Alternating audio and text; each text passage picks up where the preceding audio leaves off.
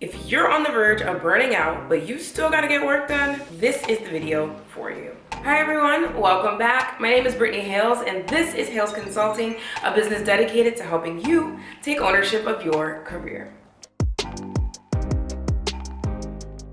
Today we're talking about how to avoid burnout while still remaining productive, and heavy on the productive part. Because a lot of times to avoid burnout, people are like, take a break, go on vacation. But realistically, when you come back from that break or back from that vacation, you're still engaging in those negative behavior patterns that are contributing to your burnout anyways. So it's really important that you diagnose and be highly aware of what those patterns may be. And that's what we're talking about in this video today. But before we get started here, do not forget to hit that subscribe button down below.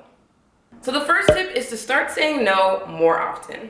Saying no can be really hard, especially when you're in those early stages of your career or you just started a new job. But the reality is, if you don't say no, what happens is you're giving other people so much of your energy to the point where you're now burning out and don't even have the energy to be productive for your own work or on your own time. I remember earlier on in my career, I just was such a people pleaser and had a really hard time with not wanting to disappoint people. So I was saying yes to everything. And of course, naturally, I started to experience burnout to the point where I couldn't even do my own work. So some of the tips that helped me are right in this video here, helping you understand how to say no more often and how to become comfortable with that. Because I understand it can be extremely uncomfortable, but if you don't start saying no and start saying yes to everything, you will not ever have time to do what you need to do to get your work done. And of course, I know it's hard to say no to every single thing, but what you can think about is say to yourself, okay, I really don't even have time to do what I need to do. So in those scenarios, when people start asking you to do things for them or to show up at places, when you know you don't have time, prioritize those opportunities to say no. That's how you remain productive. That's how you avoid burnout. The second tip is to ask for help or hire help. A lot of us like to think that we are superhuman. We can do this, we can do that, we can go here, we can go there. But realistically, you're only one person. And although you're amazing, you're a human being still. Doing a million things every day or trying to do a million things on a to-do list or trying to do everything yourself, although it sounds really cool and like you have it all together, it's just not necessary, because eventually that will catch up to you. So in the beginning, it may seem like, oh, you're so productive and you got it together because you can do a million things.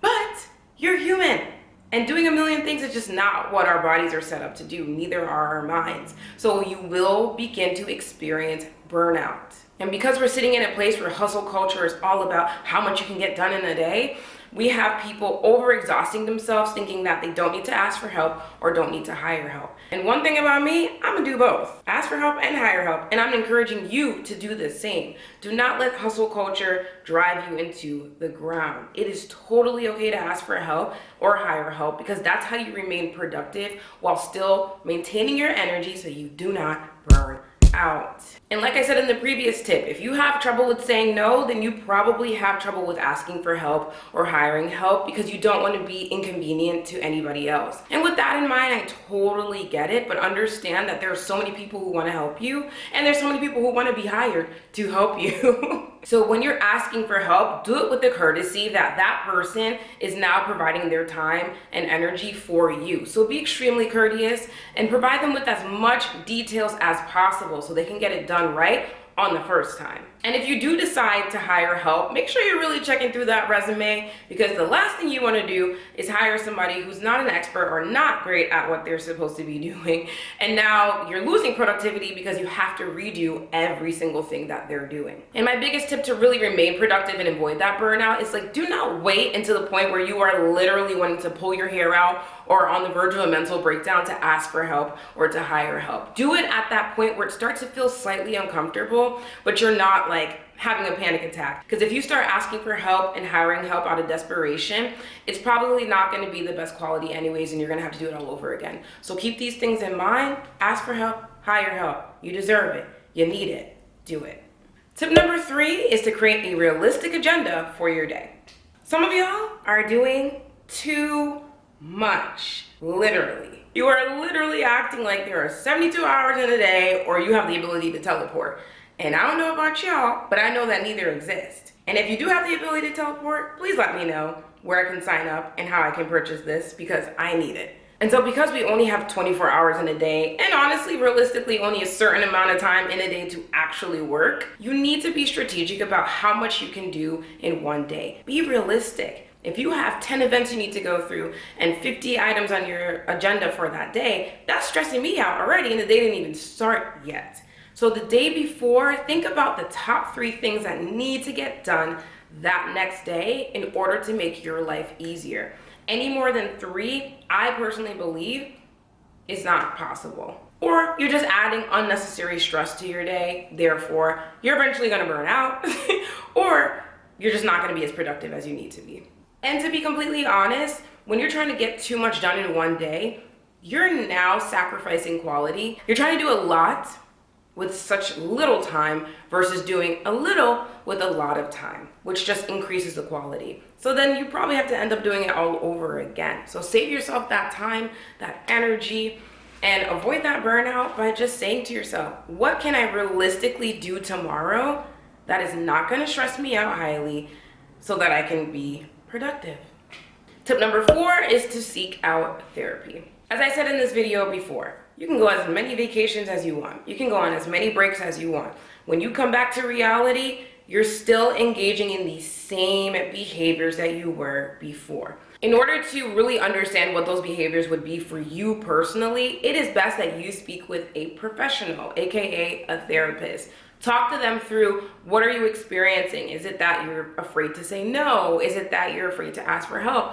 And have a deeper understanding of why you feel that way. Once you get to the root of the problem, you're just gonna stop engaging in these type of behaviors that are leading to your burnout, that are leading to you not being productive. We can do as much as we want to push ourselves away or throw it under the rug or go on vacation or go on a break or grab a drink and go to happy hour. But at the end of the day, there is a root reason as to why you are doing too much. There's a root reason as to why you're not able to be productive. And in order to get to the bottom of that, you gotta seek professional help.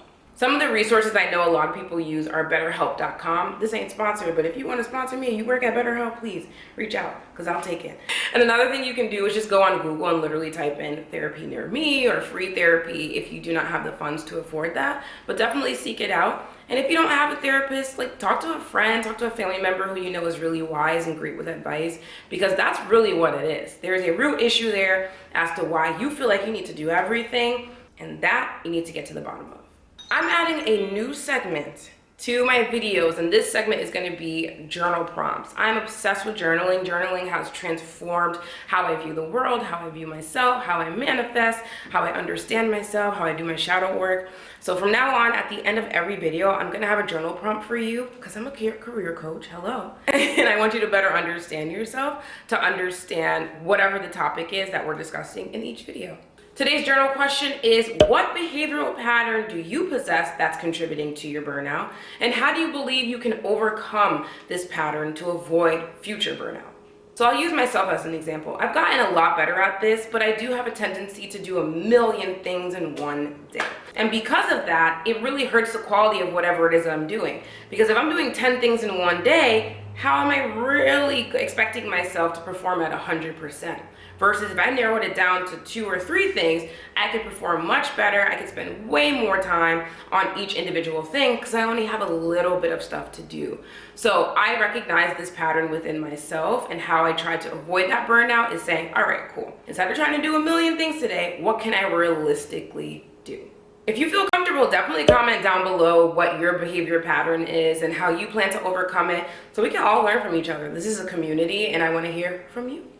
We are now at the end of this video, and as I always say, I am a career coach, and I'd be happy to be your career coach. So feel free to reach out to me at info@haylesconsulting.com, or use the link down in the bio below to learn how to schedule one-on-one time with me to help you be more productive, to help you avoid burnout, or just literally anything you're going through in your career. Thank you all so much again for watching. Do not forget to subscribe, comment down below, like this video, share it with anyone who you know is overworking themselves and needs to sit down, and I'll see you in the next one. Bye.